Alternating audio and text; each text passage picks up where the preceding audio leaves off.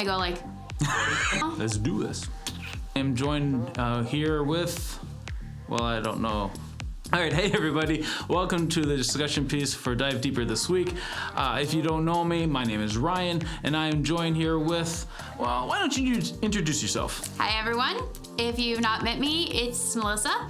I have a question. Who read Acts 5 this week before coming to Dive Deeper? Hopefully some of you did, but something we have been noticing is that many of you aren't. Remember, part of the commitment of being in Dive Deeper is reading the chapter before you come each week and going through the SOAP journal exercise. Right.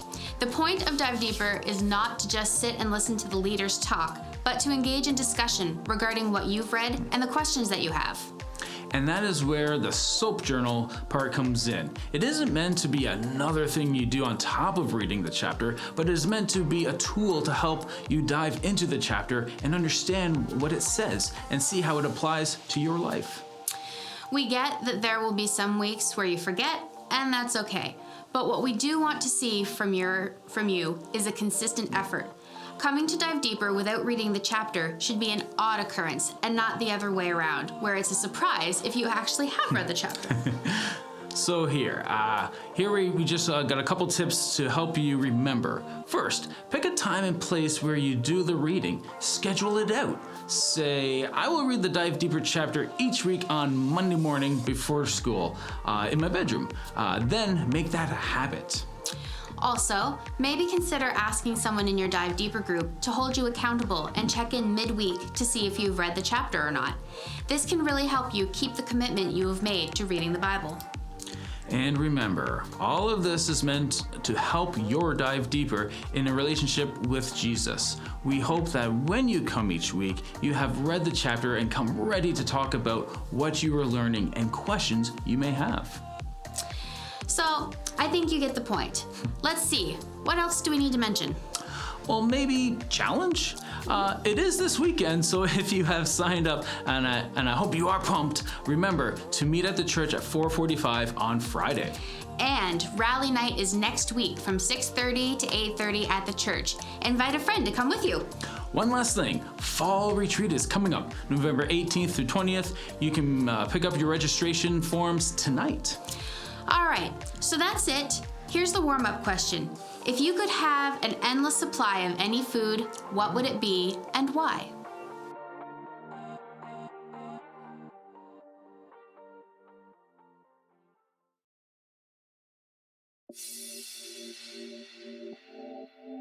All right, Ryan, what stood out to you this week? For me, the section that stood out in Acts chapter 5 was when the Pharisee named Gamaliel was warning the other religious leaders not to kill the apostles. We read his warning beginning in verse 35. Would you please read that for me, Melissa? Yeah, sure. And he said to them, "Men of Israel, be careful as to what you are about to do with these men. For some time ago, Theudas appeared, claiming to be somebody, and a group of about 400 men joined him. But he was killed, and all who followed him were dispersed and came to nothing. After this man, Judas of Galilee appeared in the days of the census and drew away some people after him.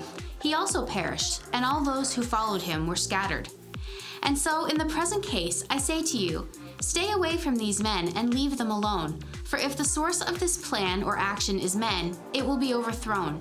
But if the source is God, you will not be able to overthrow them, or else you may even be found fighting against God."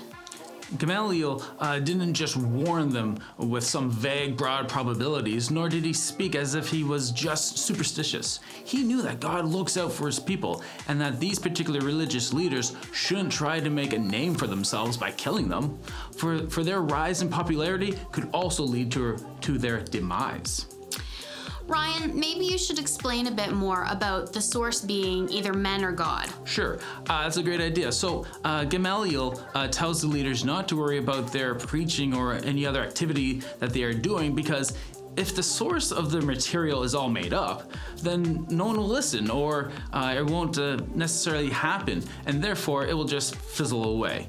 But if the source of their teaching is truly from God, then they are acting in obedience to God's commands. Then no one can stand in their way. No one, no matter how powerful or influential they are, can stop God's will and plans.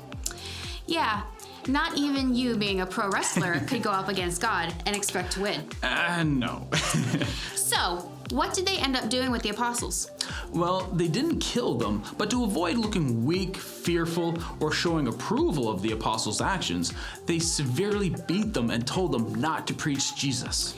Well, now, that would be discouraging and painful. Yet that didn't stop them. In fact, not only did they continue preaching, they rejoiced at their suffering. They considered it an honor to suffer for His sake. That is an amazing testimony. So what do you think that we should discuss from this passage? I think this is a great opportunity to hear stories of how we have suffered in some way because of our faith in Jesus, or maybe because we even thought about becoming a Christian. This can give us a chance to encourage one another. So have you ever been bullied or have you ever been bullied for either being a Christian or wanting to be a Christian? And how did you respond?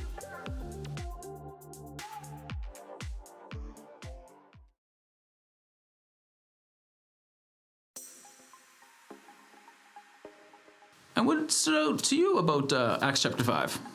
For me, it was rereading the story about Ananias and Sapphira. If you remember from last week, we ended Acts 4 with the fact that believers were selling their properties and giving the money to help the community of believers. Right. And Ananias and Sapphira did that too, didn't they? Well, sort of. They did sell their property, but they only handed over part of the money. Oh, is that a bad thing? No, that isn't a bad thing. That was their choice. That's not the issue we're looking at here. Let's check out Acts 5, verses 3 to 5. Okay, it says, Ananias, Peter asked, why has Satan filled your heart to lie to the Holy Spirit and to keep back part of the proceeds of the land?